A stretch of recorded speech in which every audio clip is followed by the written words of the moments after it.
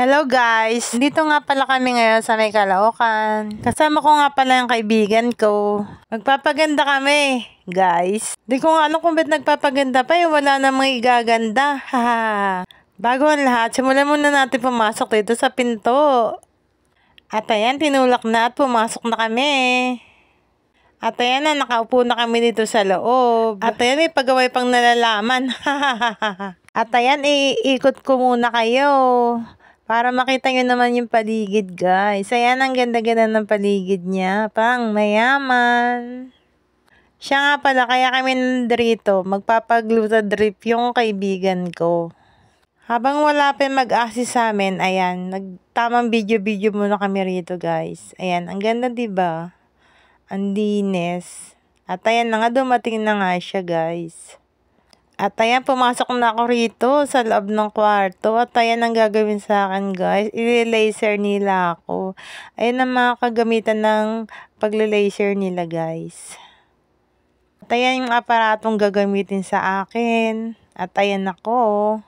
Kinakabahan nga ako dito, guys, kasi hindi ko alam kung ano gagawin sa akin. Habang iniintay ko yung mag-assist sa akin, ayan, binidyohan ko muna yung paligid para meron naman tayong souvenir, diba? Kasi minsan lang ako makapunta rito. Alam nyo ba guys, pangalawang punta ko na rito. Yung unang punta ko rito, binacuum yung mukha ko. Ngayon naman, laser ako guys.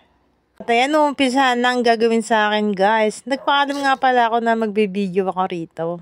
Tinanong pa nga natin kung vlogger ako. Sabi ko, hindi po. Kasi nga nahiya ako, guys. Alam niyo naman ako, mahiyain.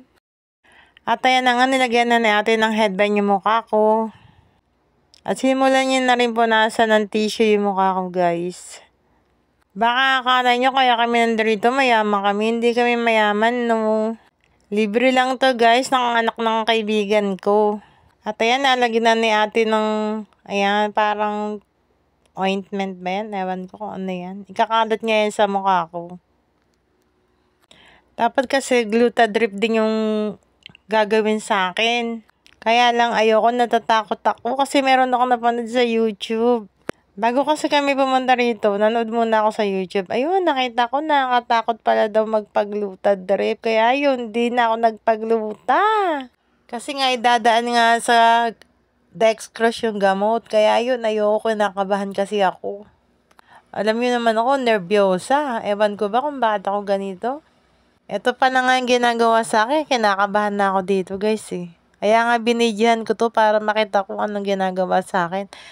Yung pala, simple lang pala yung gagawin sa akin. Pupunasan lang ako ng cream. Tapos, lalagyan lang ako ng mga cream. Tapos, aanuhin.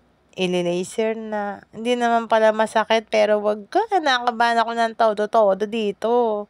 Sabi nga ng kaibigan ko, baka tayo magpagluta, libre na nga, ayaw mo pa. Ay ko, ayoko, nakabahan kasi ako, basta ayoko. Kaya yun, hindi niya na ako pinilit, siya na lang nagpagluta drip. Kaya ito na lang ginagawa sa akin, mga simple na lang. Ang sarap din ng may kaibigang social, no? Pati ko magiging social na rin. Madadami ka sa kasosyal niya, guys, diba? Kaya guys, abangan nyo yung pangatlong punta namin dito kung ano naman ang gagawin sa mukha ko. At ayan na nga, nilagyan na ng tissue yung mata ko.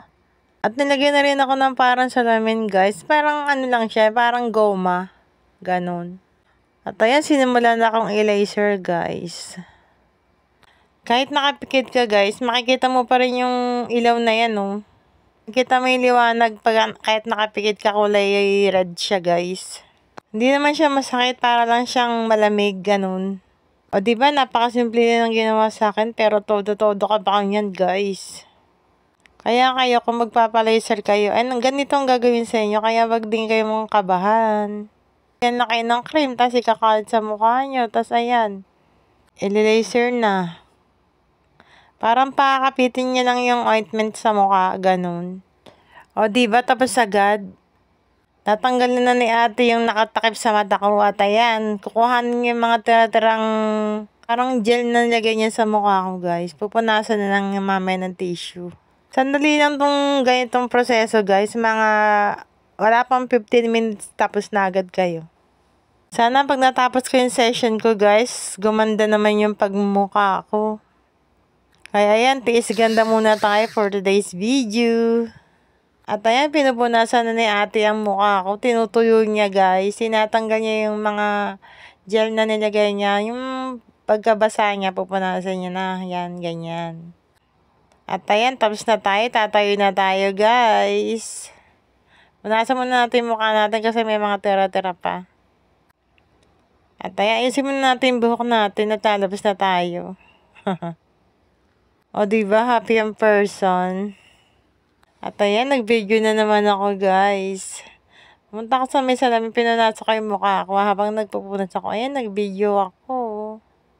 Kung natin tapusin ang video na to, magsha-shoutout muna tayo kay Taya Degia. Thank you sa pag-sponsor mo sa amin dito. Nang dahil sa'yo, naranasan namin ng nanay mo maging ganito kami. Sobrang happy kami sa nagawa mo sa amin. At ayan na, si Madam, nagpapa-inject na ng gluten niya. Sana all. Kung umabot ka sa video na to, paki-comment mo naman kung taga saan ka. Thank you for watching.